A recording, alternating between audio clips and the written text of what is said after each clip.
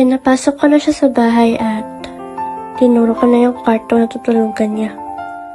At habang naglilibot kami, kanina ko pa napapansin na tingin siya ng tingin sa akin. Kyle? Ba't lagi kang nakatingin sa akin? May dumi ba ako sa mukha ko? Ang ganda mo kasi.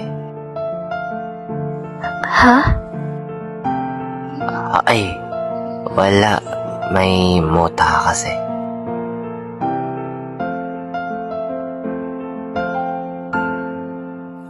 Shit. Napansin niya. Muntik niya na marinig, buti na lang mahina pagkakabulong ko. Ayos. Ganda niya pa rin talaga. Nakapasok na ako sa kwarto at nakita ko na hindi pa niya nililinisan yun.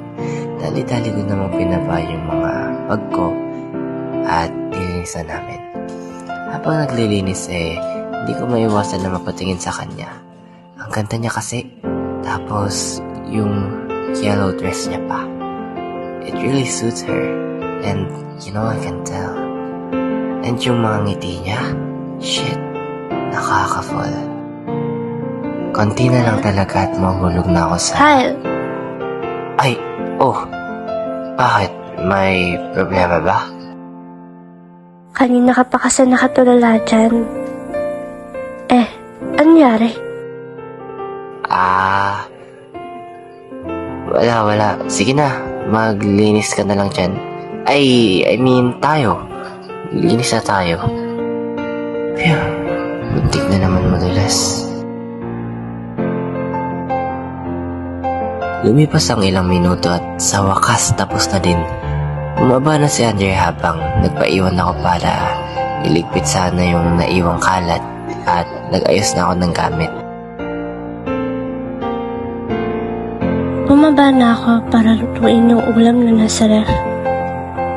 Habang nagluluto, di pa rin mawala sa isip ko yung sinabi niya kanina.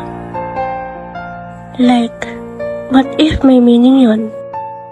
Ay, sa sobrang pag-overthink ko, muntik nang masunog yung niluluto ko.